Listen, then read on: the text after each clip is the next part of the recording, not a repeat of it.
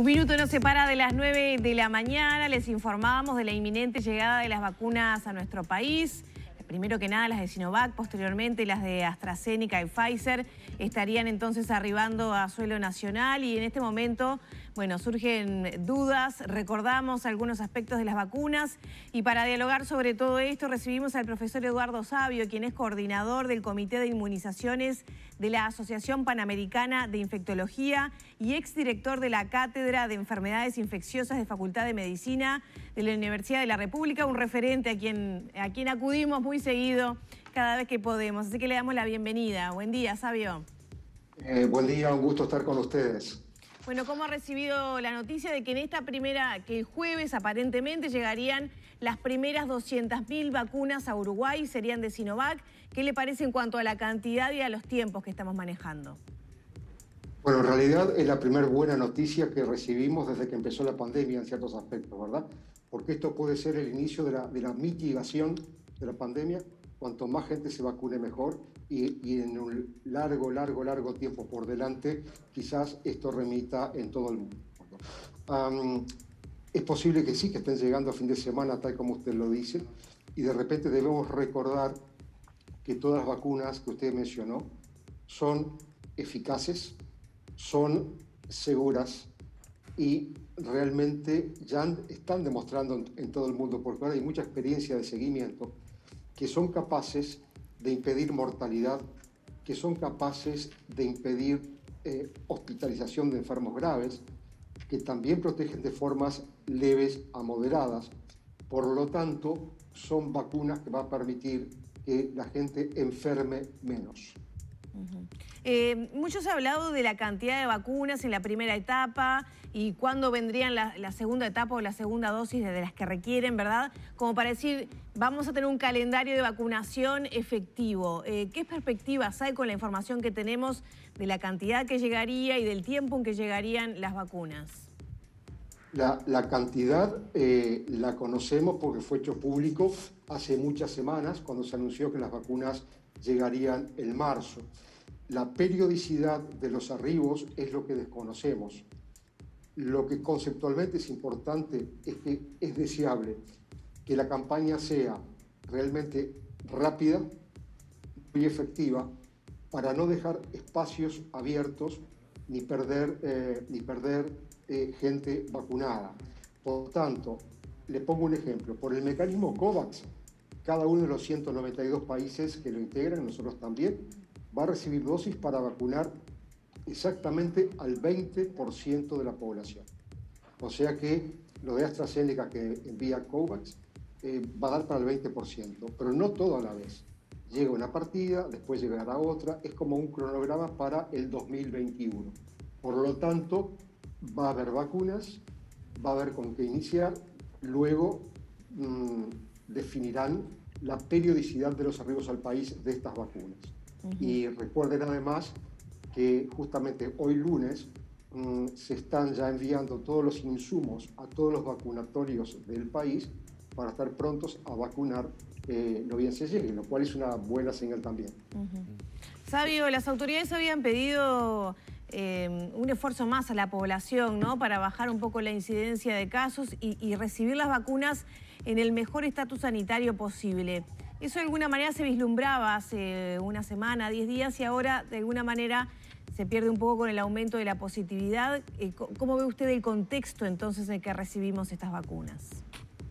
Claro, es un contexto en el cual la estrategia de vacunación se puede manejar bien, pero que no es el más favorable cuando usted tiene 790 casos un día, 600 el anterior, la mayor parte de ellos concentrados en Montevideo, o sea que sumamos gente y sumamos positivos.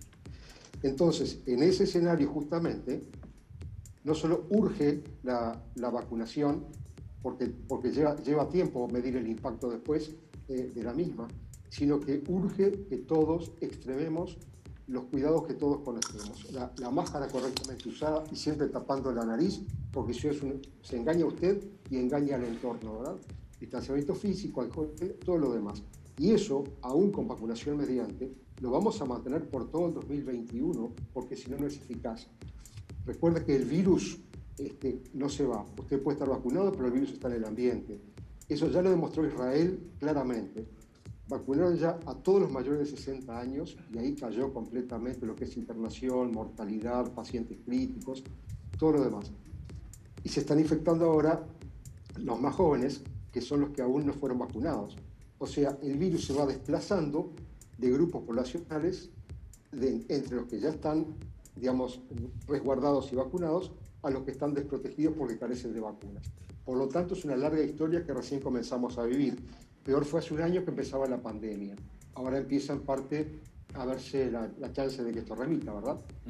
Doctor, ¿usted está de acuerdo con la discriminación, digamos, que han hecho las autoridades sanitarias respecto a qué tipo de población suministrar cuáles vacunas que lleguen a nuestro país? Por ejemplo, estoy pensando en la vacuna de Sinovac y la de Pfizer-BioNTech, que en el caso de la de Pfizer estará destinada, por ejemplo, ya se ha dicho, al personal de la salud, a los adultos mayores, la de Sinovac para el caso de docentes, de policías, otro tipo de grupo etario. ¿Cómo ve esta discriminación respecto a los grupos y las vacunas? Claro, la estrategia ya estaba diseñada. Ahora comienzan a verse que los cronogramas de llegada no eran los planteados. ¿Qué es lo que sucede? Los trabajadores de la salud y algún otro grupo realmente se habían separado para recibir la vacunación de Pfizer porque somos los más expuestos y por lo tanto a los de mayor exposición había que darle una vacuna que ya venía probando ser muy efectiva. Sinovac también tiene su historia, tiene su trayectoria y es efectiva también.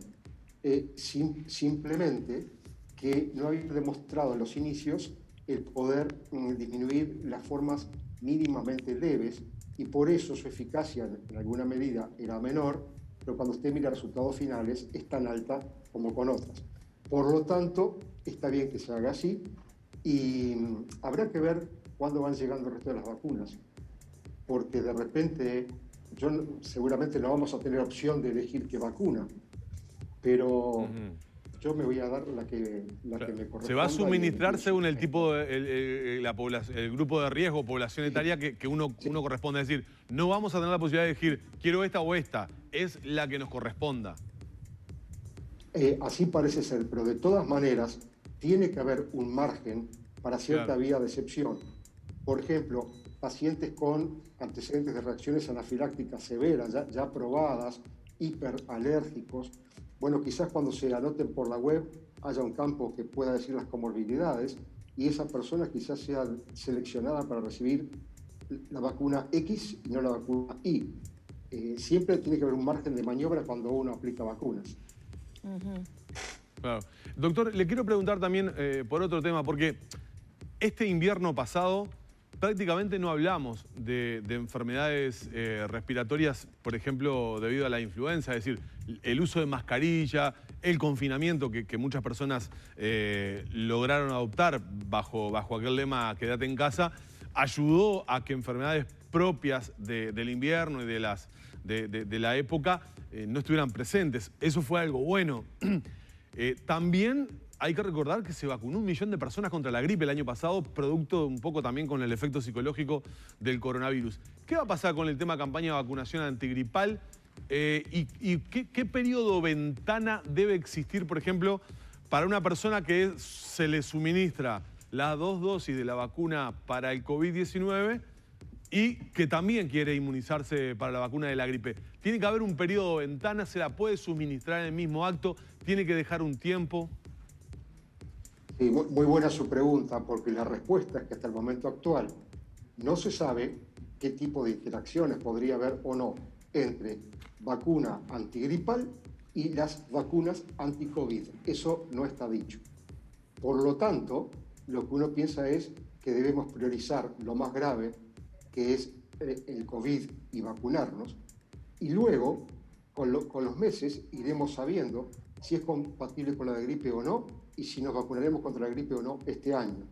De todas formas, como usted decía también, ya con el hecho de que cambiamos un poco los hábitos, algunos por lo menos, nos protegemos con máscaras, tenemos ambientes ventilados, nos hacinamos menos, sin duda va a circular menos virus de la gripe, como pasó todo el año, y quizás eso no sea hoy por hoy lo prioritario. Quizás en algunos días haya respuestas. Hasta hace 2 días, OMS decía claramente que no tenían evidencias para sugerir la vacunación simultánea con gripe u otras vacunas frente a las vacunas anti-COVID. Doctor, además de lo que ha sido una tradición en el Uruguay, de que todos siempre nos hemos ido a vacunar, de la red de vacunación que el Uruguay tiene, ¿podría llegar a ser una ventaja para nuestro país la pequeña población? Es decir, uno se da cuenta que lo que para otros países la cantidad de dosis que están llegando apenas llegan al 0.02% de la población, y en nuestro caso tal vez esa misma cantidad de dosis podrían alcanzar rápidamente un 10% de la población. ¿Esa puede ser una ventaja comparativa del Uruguay? Sí, puede ser. El número poblacional sin duda es una ventaja. La ausencia de grandes obstáculos geográficos también es una ventaja. Y hay una tercera cosa que se ha hablado mucho, y es de público conocimiento también, que todo está planificado para no perder dosis.